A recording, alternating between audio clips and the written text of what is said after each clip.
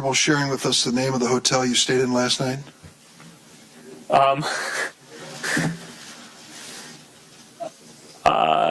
No.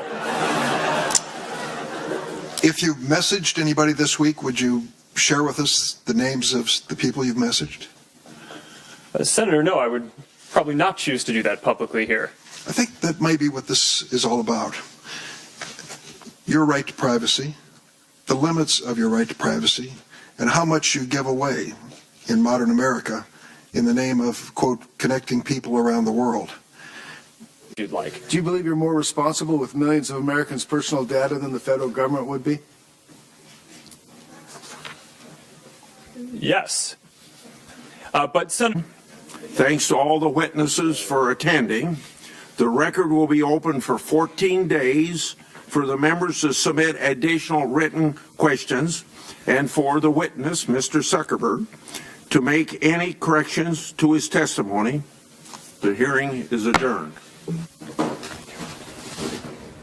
And that wraps up Mark Zuckerberg's testimony before members of the Senate. Facebook CEO Mark Zuckerberg spent hours on Capitol Hill today taking questions from senators about Facebook's role in the 2016 election and in American society more generally. We'll talk to one of the senators who was there and spoke to Zuckerberg and more broadly what it meant. But first, Brett Larson, an anchor at Fox News Headlines 24/7 who covers tech for our show, has the big moments from today. Brett? It was quite the day, Tucker. Facebook CEO Mark Zuckerberg checked in with Congress today for day one of hearings, and we learned a little bit about the inner workings of the social media giant. One thing we heard repeatedly was exactly what Facebook is and is not. What you think of as the Facebook service, right? That's, everyone has control every single time that they go to share that. They can delete that data anytime they want. Full control, the majority of the data. Yeah, but sharing everything, not so much. Mr. Zuckerberg, would you be comfortable sharing with us the name of the hotel you stayed in last night?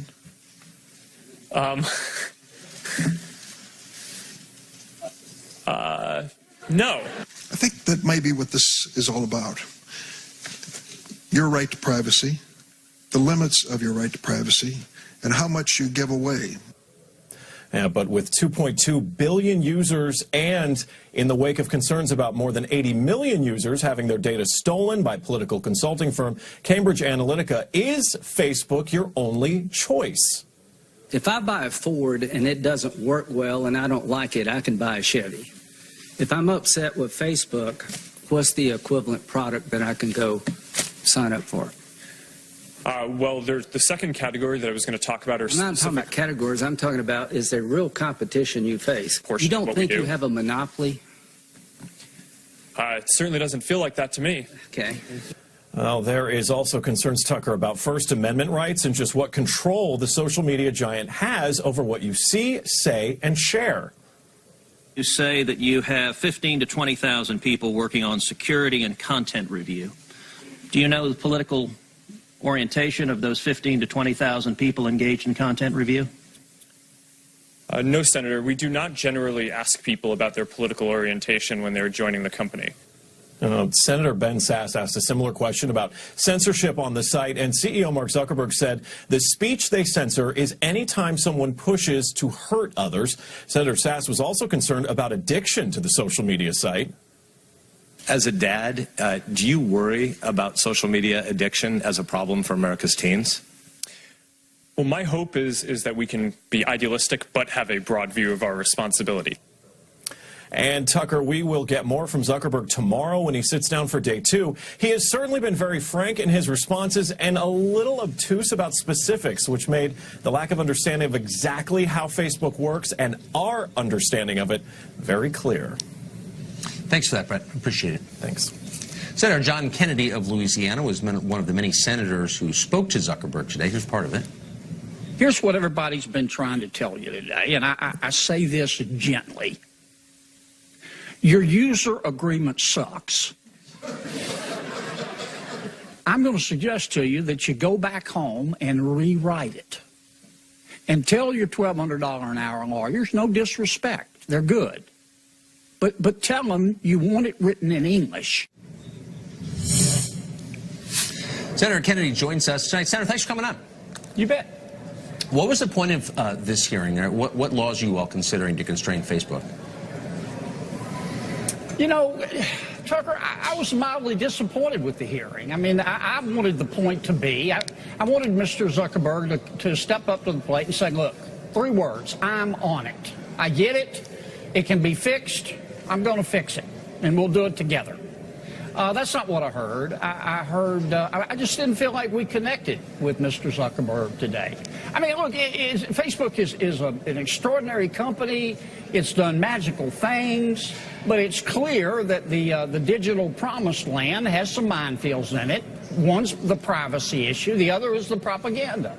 And I don't want to have to vote to regulate Facebook, but by God, I will, unless they're willing to step up to the plate and address those 2 issues. I think they can. I hope they can. If they can't, we've got a bigger problem than just what we talked about today.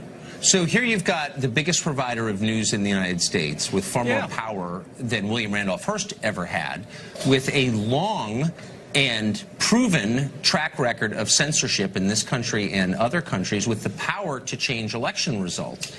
You don't think that's enough of a threat right there to act? Well, I think that's a very important issue. Senator Cruz, Senator Sass made that point. I ran out of time. I wanted to make that point.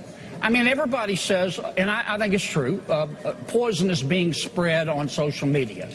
Okay, what's poison? Right. Define poison.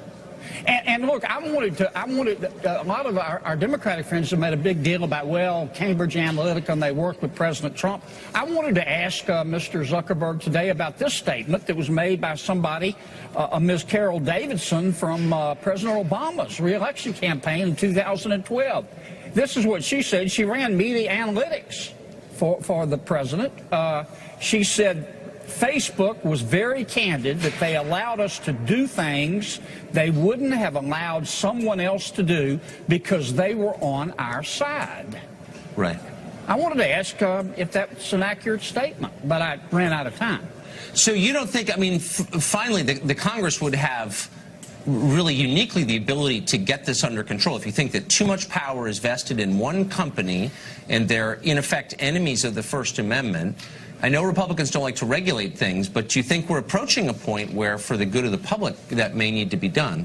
I don't think we're there yet, but I think a lot of it depends on how Mr. Zuckerberg reacts to this. I'll say it again, there are 2 issues. One's a privacy problem, the other is a propaganda problem. And the issue there is, how do we solve it without impinging on people's First Amendment rights? Now, that's a tough one. It is a tough one. And I want to be assured, didn't get it today, maybe we'll get it in the second round, that Facebook is not politically biased one way or the other. I don't want them pitching for the Republicans. I don't want them pitching for the Democrats either, though. Yeah, well, they are. Senator, thank you. Great to see you.